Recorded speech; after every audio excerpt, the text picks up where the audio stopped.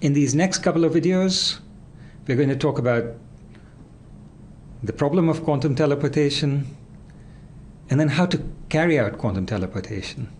Let's get started. So let's imagine that Alice has managed to create a wonderful qubit in her lab. And what she wants to do is analyze the qubit. So she doesn't know what the qubit looks like. So it's alpha 0 plus beta 1, but she doesn't know alpha and beta.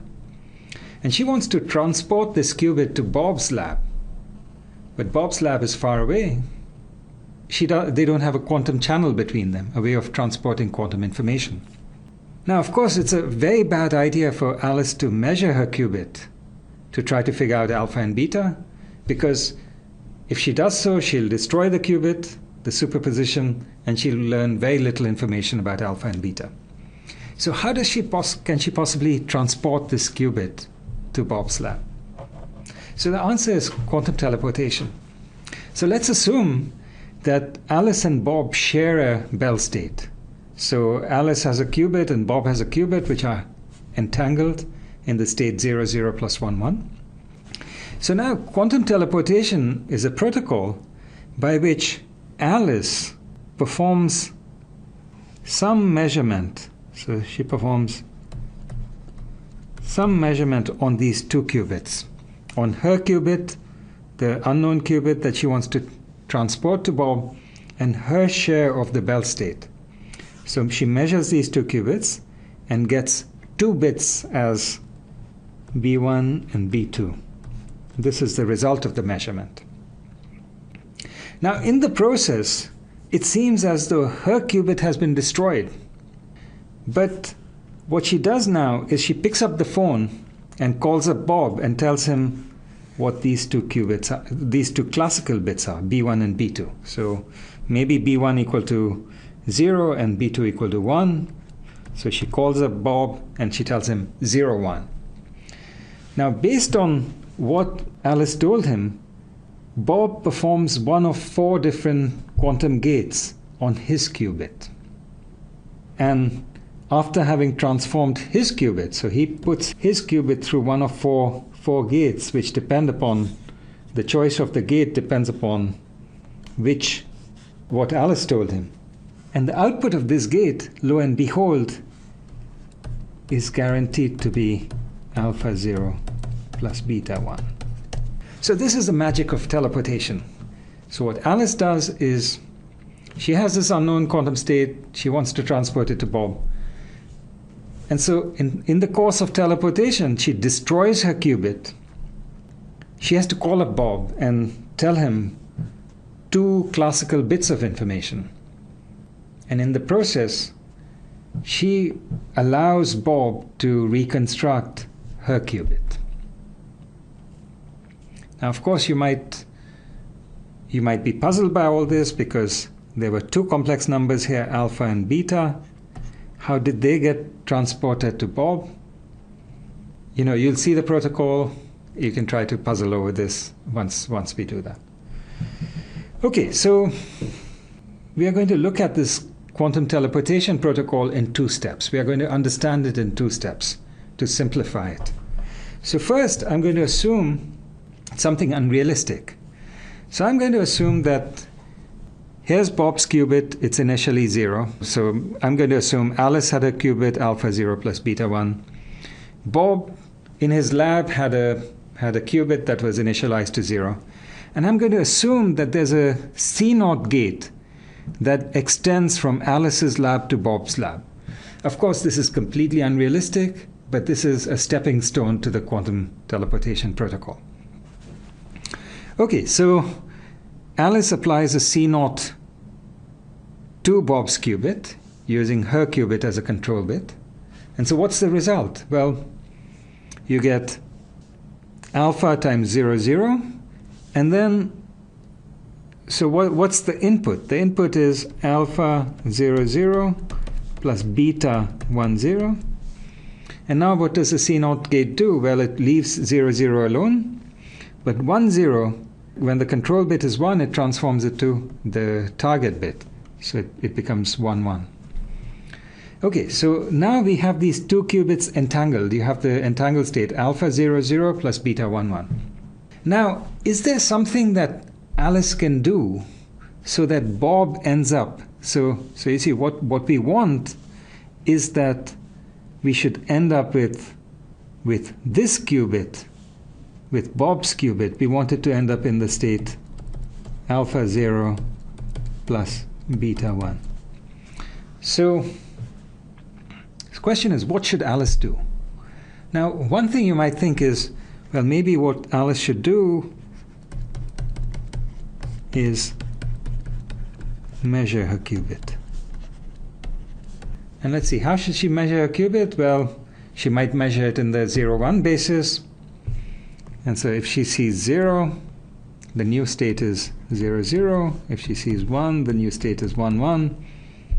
This is no good, because in either case, Bob ends up with either the state 0 or the state 1, which looks nothing at all like this state that he wants to end up with.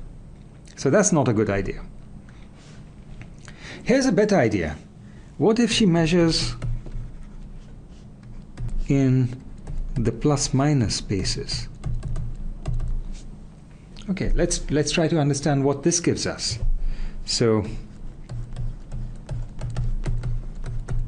to figure this out, we first rewrite the joint state of the two qubits, where we rewrite the first qubit in the plus minus spaces. So this is alpha times, what's 0? It's 1 over square root 2 plus 1 over square root 2 minus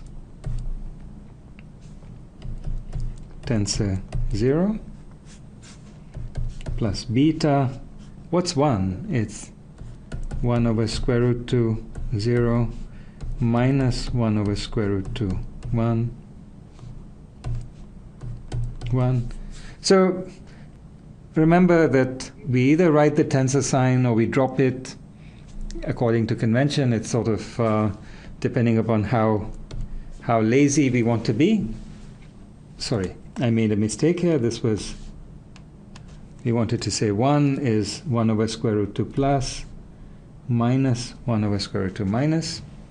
And now if we collect terms and we say, well, this is 1 over square root 2 plus times alpha 0, so you got plus here and plus here, plus beta 1 plus 1 over square root 2 minus, and we got alpha 0, and then you got minus beta 1.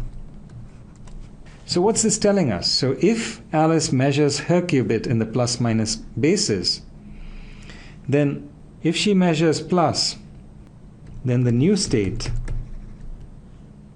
so the new state is equal to plus alpha 0 plus beta 1. And if she measures minus, then the new state is minus alpha 0 minus beta 1. Okay, so in the first case, what's the state of the second qubit? So you can see that this is a tensor product state, meaning that the first qubit is in the state plus, and the second qubit, Bob's qubit, is in alpha 0 plus beta 1. This is exactly psi, which is what we wanted. What about in this case? If she measures a minus, Bob's qubit is in the state alpha 0 minus beta 1, which is not the same as psi.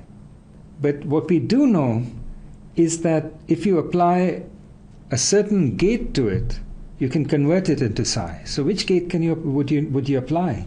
Well, you want to change this phase from minus to plus. How do you do that? Well, you apply the phase gate, Z, right? The phase flip gate. So Z times alpha 0 plus beta 1, sorry, Z times the state alpha 0 minus beta 1 is equal to psi. So what Alice should do is measure her state in the plus minus bases, and then if the result is plus, she transmits. If plus, then she transmits to Bob a bit saying 0. If she gets a minus, she transmits to him a bit saying 1. So she calls him up, says 0 or 1, I got a plus or I got a minus. If Bob hears 0, he leaves his qubit alone. It's already in the state phi. If he hears 1, he says, aha, I got alpha 0 minus beta 1.